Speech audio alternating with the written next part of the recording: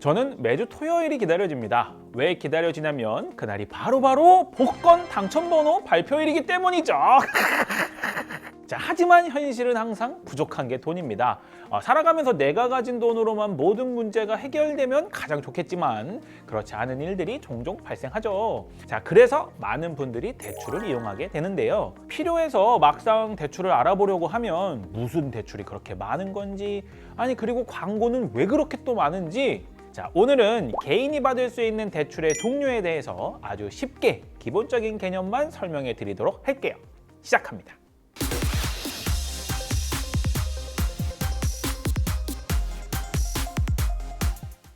대출의 종류는 크게 두 가지로 분류할 수 있는데요. 내 개인의 신용과 소득, 사용 실적에 따라 대출을 해주는 신용대출, 무언가를 담보로 맡기고 그에 따라 대출을 받는 담보대출이 있습니다.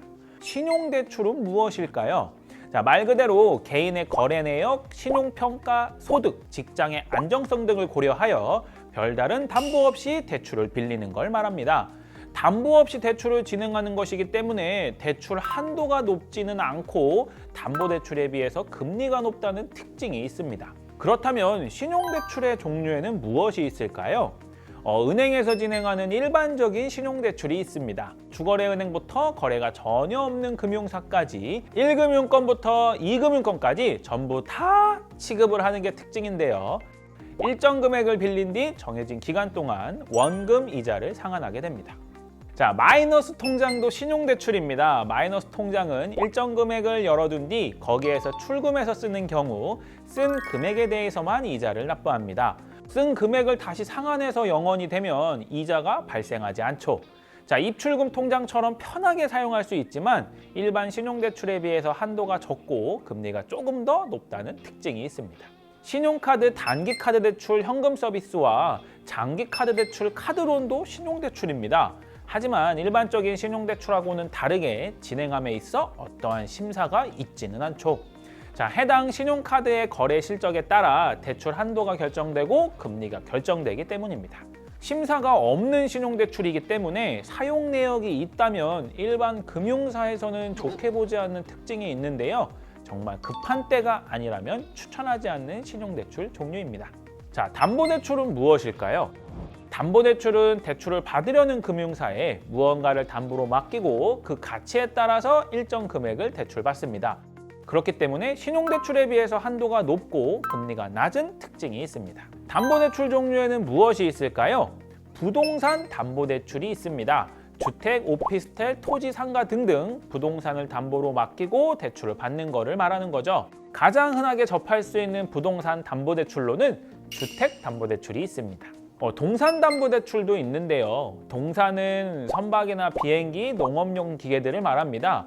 가치는 있지만 움직일 수 있는 걸 말하는 거죠. 자, 우리가 접할 수 있는 동산담보대출의 경우 자동차를 맡기고 대출을 받는 자동차 담보대출이 있습니다. 예적금 담보대출도 있는데요. 현재 맡기고 있는 예금이나 꾸준하게 만들어가고 있는 적금을 담보로 해서 대출을 받을 수도 있습니다. 급전이 필요할 때 예금이나 적금을 깨는 것보다 예적금 대출을 이용하면 추후 대출 금액을 상환하고 그대로 이어나가 만기 시 이자도 받을 수 있습니다. 보험 같은 경우 매달 보험료를 납입하게 되죠. 자, 이러한 보험을 담보로 해서 보험 약관 대출도 가능한데요. 보험을 담보로 해서 대출을 받기 때문에 보험이 없는 젊은 세대보다는 보험이 많은 어른들이 종종 이용하는 대출입니다. 다만 대출을 받는 동안에는 보험을 보장받지 못하는 경우가 있으니 잘 확인하고 이용해야 합니다. 대출의 종류에 대해서 말씀드렸는데 이런 궁금증도 생길 수 있을 것 같아요. 자, 내가 받는 대출 금리는 어떻게 결정되는 건가? 자, 일단 쉽게 설명드려 보면 예를 들어 라면을 한 봉지 생산하는데 재료값이 1,000원이라고 하면 팔 때는 1,000원에 팔면 이득을 볼 수 없으니 1,000원을 더 붙여서 라면 한 봉지가 2,000원이 됐습니다. 1,000원은 원 재료값이고 1,000원은 제조사에서 이득을 보려고 붙인 금액인 거죠. 그런데 우리 라면 맛있다고 SNS에 광고를 해주면 500원을 깎아준다고 하네요. 자, SNS 광고를 안 하는 사람들은 2,000원에 살 테고 SNS 광고를 한 사람들은 1,500원에 샀을 겁니다. 대출 금리도 이와 똑같습니다. 사람들에게 대출을 해주기 위해서는 금융사도 어디선가 돈을 구해와야겠죠. 자, 그 돈을 구해올 때 기준이 되는 게 기준금리가 됩니다. 자, 라면으로 치면 원재료값이 되는 거죠. 기준금리 그대로 대출을 해주면 당연히 이득을 볼 수 없으니 여기에 얼마나 이득을 볼 거냐를 금융사에서 정합니다. 자, 이걸 가상금리라고 불러요. 기준금리가 1%고 가상금리가 2%면 최종 3%가 대출금리가 됩니다. 하지만 라면 SNS 광고처럼 금융사도 고객들에게 요청하는 게 있습니다. 급여 통장도 좀 만들어주고 신용카드도 좀 사용해주고 전기세나 수도세 이런 것도 자동이체 좀 하고 괜찮으면 보험도 하나 가입해주고 자, 이렇게 다 하면 금리 1%를 내려준다는 겁니다. 이게 바로 우대금리입니다. 자, 우대금리는 하느냐 안 하느냐 몇 개를 하느냐에 따라서 달라지겠죠.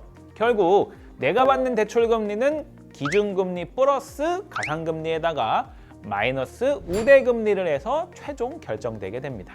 자, 오늘의 영상을 끝까지 보셨다면 내가 이용할 수 있는 대출의 종류는 무엇이 있고 어떨 때 어떤 대출을 이용해야 하는지 조금은 아셨겠죠?